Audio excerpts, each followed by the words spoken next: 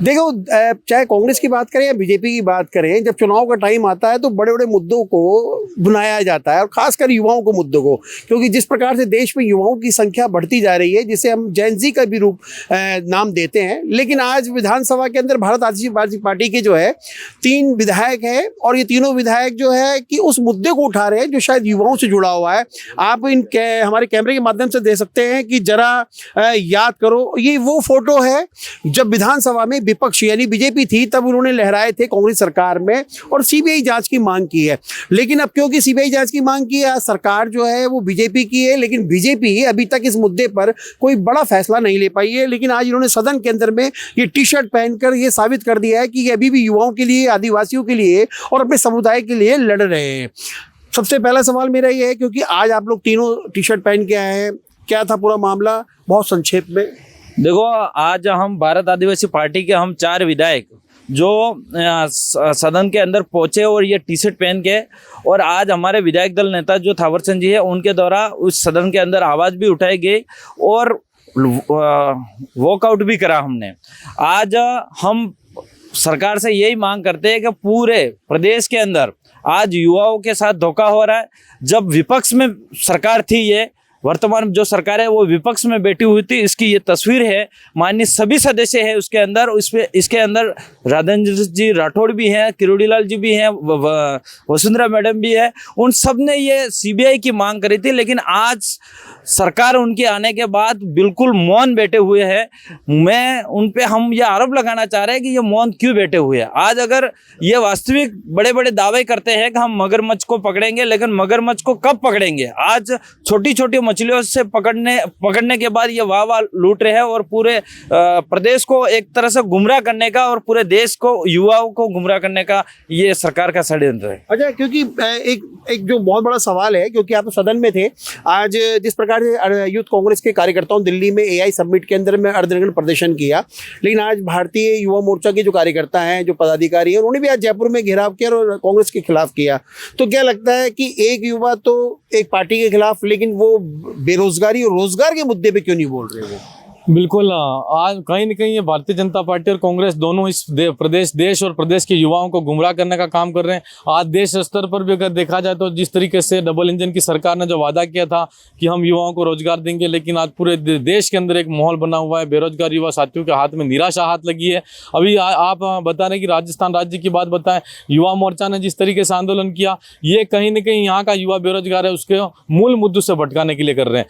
हम जैसे भारत आदिवासी पार्टी से 3 विधायक आते, 4 विधायक हमारे साथी, एक नहीं है, तो हम कहना चाहेंगे कि हम भले ही भारत आदिवासी पार्टी के से आते हैं, लेकिन यह मुद्दा सीबीआई जांच का मांग का मुद्दा है। वो सरकार का 2 साल बनाम 5 साल का जो चर्चा का विषय था, वो इस राजस्थान विधानसभा का बहुत ही महत्वपूर्ण मुद्दा था। उस पर हमने आज सीबीआई जांच की सरकार के सामने मांग की। 2 साल पूर्व के अंदर उन्होंने जो मांग रखी थी और जिस मांग के दम पर युवाओं का भरोसा जीत करके वो सत्ता में आए, और सत्ता में आने के बाद में आज जो भूल गए, तो कहीं न कहीं युवा बेरोजगारों के साथ में ये छलावा हो रहा है। साथ साथ ये भी कहना चाहेंगे कि आज एक आदिवासी जो बाबूलाल जी कटारा थे उनको पकड़े, रामू जी रायका थे, उनके साथ में जो जिस तरीके से उनको वहाँ पर आरोपी बना के पकड़ा गया, तो हमको निष्पक्ष इनकी जांच नहीं हुई, ऐसा भी एक अंदेशा लगता है। क्योंकि वास्तव में असल में जो इस पेपर लीक और पेपर माफिया, साथ साथ जो एमआर शीट के घोटाले के अंदर जो लोग लिप्त हैं, वो असली जो माफिया लोग हैं, उनको सरकार बचाना चाह रही है, उनको छोड़ना चाह रही है। इसलिए ही वो आगे कुछ समय पहले जांच हुई, जांच होने के बाद में अभी ठंडे बस्ते में डाल दिया। अच्छा, क्योंकि आप सदन के नेता भी भारत आदिवासी पार्टी के, अब यहाँ पे मामला ये उठता है कि 2 साल बनाम 5 साल, जैसा इन्होंने बोला है कि, लेकिन 2 साल 5 साल बनाम क्या लगता है कि ये दोनों बड़ी पार्टियां ही केवल आपस में उलझी रहती है? जो छोटी पार्टी, छोटा दल है, उनका क्या होगा सदन के अंदर में? क्योंकि वो अपनी आवाज़ कैसे उठाएंगे? सरकार ही पैसा आपको देगी जो विधायक कोटे का है, उसके अलावा आपका कैसे होगा आदिवासियों का? मैं ये कहना चाहूँगा कि 2 साल बनाम 5 साल सरकार इस पर बहस करवा रही है, पर प्रदेश की जनता ये चाहती है कि हमारे निर्णय हो ठोस, हमारे लिए नीतियां बने, उस पर चर्चा होनी चाहिए। आप अपनी उपलब्धि गिना रहे हो, आपके प्रचार के लिए यह सदन थोड़ी है। 8 करोड़ प्रदेशवासियों का सदन है, जिसके अंदर उसकी गरिमा के साथ में बात होनी चाहिए कि प्रदेश के युवा, किसान, बेरोजगार नौजवानों के हितों में आप क्या करना चाह रहे हो, उस पर चर्चा होनी चाहिए। जिस प्रकार से सरकार हर एक मंत्री गैर जिम्मेदाराना बयान देता है कि जब कांग्रेस की सरकार सत्ता में थी तब लोगों ने कहा कि ये सरकार बेरोजगारों के लिए नहीं सोचती, किसानों के हित में काम नहीं करती, ये सरकार नई भर्तियों में घोटाले कर रही है, तो इस सरकार को बदला जाना चाहिए। तो इन्होंने बीजेपी को मौका दिया। लेकिन आज बीजेपी सत्ता में आने के 2 साल बाद भी ये कहती है कि पिछले कांग्रेस सरकार में ये किया, कांग्रेस सरकार में ये किया। तो आप क्यों बैठे हो सत्ता में? कांग्रेस सरकार ने ये किया। अगर आप सत्ता में बैठे हो तो आपके पास ठोस निर्णय होने चाहिए, आपके पास नीतियां होनी चाहिए, निर्णय और नीतियों के साथ में आपको सत्ता में काम करना चाहिए। प्रदेश की जनता सब देख रही है और प्रदेश की जनता आने वाले समय में बड़ा निर्णय करेगी। और इस प्रकार से अगर दोनों ही दल गुमराह करते रहे तो हमारे जैसे लोगों की संख्या बढ़ती जाएगी। अच्छा, क्योंकि मेरा एक लास्ट सवाल जरूर ये है, क्योंकि जैसा कि मैंने इनसे एआई मुद्दे को लेकर रोजगारों के लिए बात की, सरकार ने 2 साल बनाम 5 साल की लड़ाई लड़ रहे हैं, ठीक है कि आपस में बात भी कर रहे हैं, लेकिन क्या लगता है कि आदिवासियों का जो मूल मुद्दा था उसे एक दरकिनार कर दिया गया है? क्योंकि आदिवासियों की तो कोई बात ही नहीं कर रहा सदन में आपके अलावा। जी हाँ, हमारे क्षेत्र से चुनकर आने वाले जो विधायक हैं उन्हें भी अपने आप को झांक कर देखना चाहिए कि मैं किस समुदाय से आया हूं और वहां के लोगों ने क्या आशा और उम्मीदों के साथ में इस पवित्र सदन में भेजा है, जहां पर 2 मिनट खड़ा रहकर बोलना भी इतिहास बन जाता है। उसके अंदर जाने का सौभाग्य मिला है, तो उस जनता के लिए आपको बोलना चाहिए। आज टीएडी विभाग हमको मिला है आदिवासियों के उद्धार के लिए, आदिवासियों के लिए जो आज मुख्य धारा में कैसे लाया जा सकता है, उसको किस प्रकार से आधुनिक भारत के अंदर जहाँ डिजिटल युग की बात करते हैं, जहाँ इसरो पर जाने की बात करते हैं, वहाँ आदिवासी पहाड़ों पर चढ़कर नेटवर्क तलाश रहा है, जहाँ पर बिजली, पानी, रोटी, कपड़ा, मकान की बात करनी चाहिए। उसको लेकर सरकार अगर नहीं सोचती है तो आपको हमको साथ में होकर आदिवासियों के हित में लड़ना चाहिए।